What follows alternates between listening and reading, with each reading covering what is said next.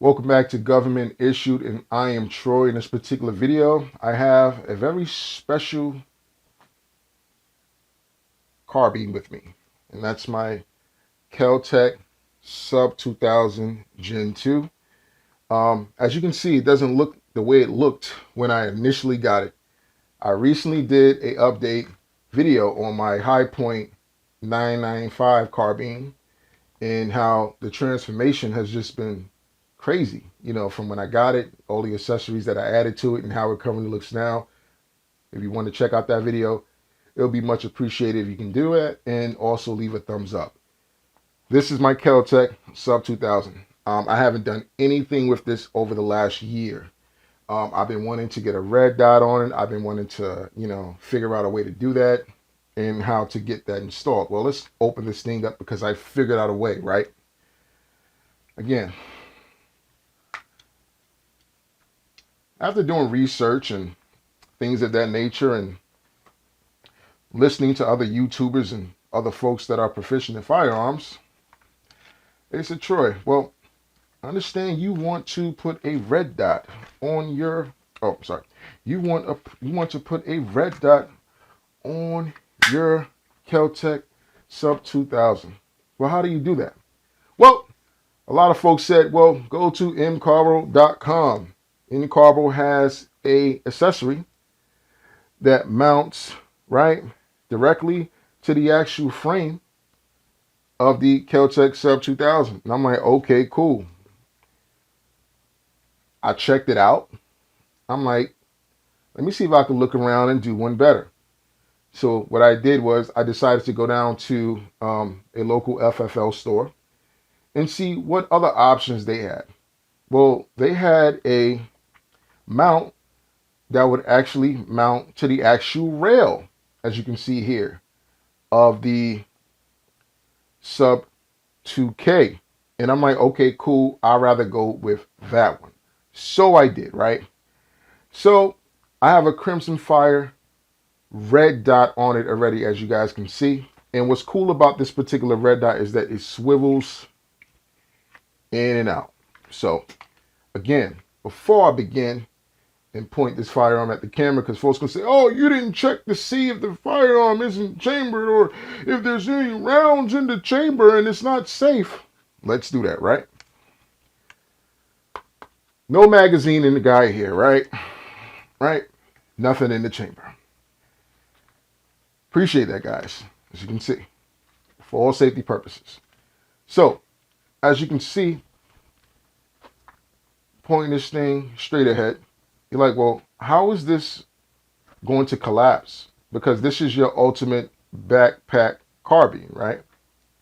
Well, the cool thing about this is that swivels out of the way. And then what you do now, collapse the stock, right? Red dot's still out the way. You're like, well, isn't that, how are you going to put that in the bag like that? Wouldn't that snag on the bag? Of course, that's the first thing I thought, right? But then you just swivel it right underneath the stock, attach this little parachute cord here to the charge handle, so your charge handle don't slam into the optics of your red dot, and boom, there you go. And you can make this thing backpackable like it was meant to be, on the move and on the go. Now that I got that out the way, any scope doesn't fit on this particular mount. I want folks to understand that right now, right? I'm thinking, okay, well, I have a generic red dot. It should fit on the mount without an issue. And I should be able to use it and adjust it, right? Dial it in when I'm at the range without any issues. I've been having a very big issue. And I'll show you the issue, right? And I don't know if anybody ran into this, or maybe it's just me, right? Maybe I'm the only guy that ran into this issue. So, say for instance, you're at the range, you're ready to fire this weapon. All right. You swivel that scope back into place the way you want it, cool. But you're like, my red dot is kind of low. I want to adjust this thing. Well, here's the issue that I had with this particular red dot and the controls of it, is that unfortunately for me, I can't adjust in the sense of turning this red dot on this mount, because the knob here won't twist because it's rubbing against the mount bottom of the plate. So you see this knob right here?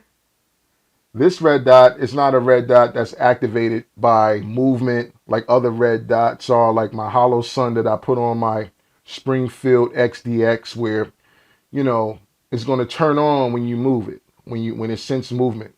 This, you have a physical knob that you have to turn counterclockwise to actually turn on the red dot. Adjusting it is fine because the adjustment nozzles are here and here.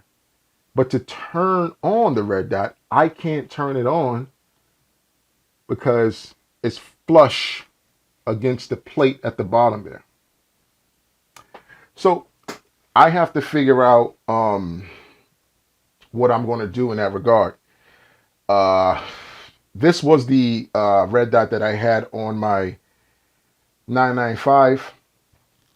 I removed it because I put the Fiocchi iron sights on it, which I find more pleasantly and better to shoot rather than just solely using the red dot. The sights on the KELTEC SUB2000 are generic OEM sights, right? They're cool, right? You can hit the target. I'm fine with that. But I want to use my red dot, and I want to use the swivel mount that I bought it for. Unfortunately, in order for me to use this, each time I go to the range, I have to unscrew the red dot from the mount, turn it on, screw it back to the mount, and then fire. And now every time I do that, of course, I got to zero it in every time. And it's the most annoying thing that I've been experiencing. Then again, some are going to say, well, Troy, why didn't you, before you bought this particular mount, you should have checked to see if that red dot was applicable to the actual mount. Yeah, I didn't do that. So I'm making this video for you to do that if you're considering running a red dot on your sub 2K. And if you're using this particular type of mount that is not the M Carbo mount that mounts to the frame, but actually this mount that mounts to the actual rail of the actual carbine, because that's what I wanted to do.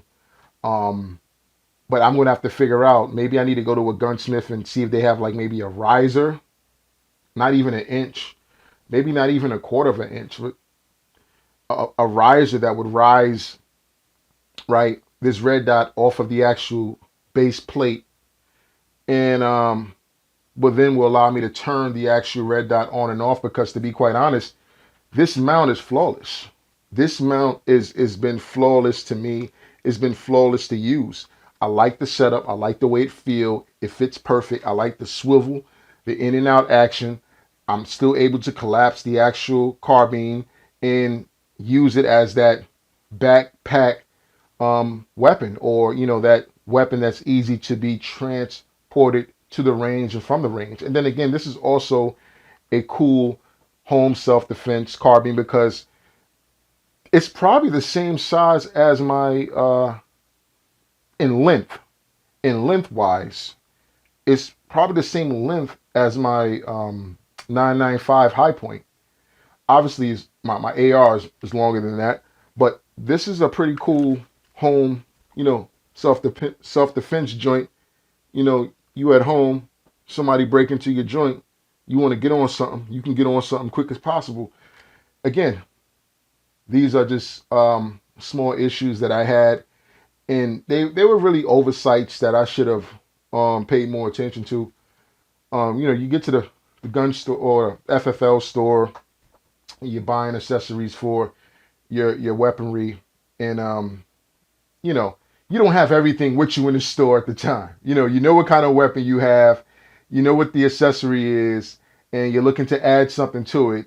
And, it's not always going to be a one-to-one fit. So just be aware of that.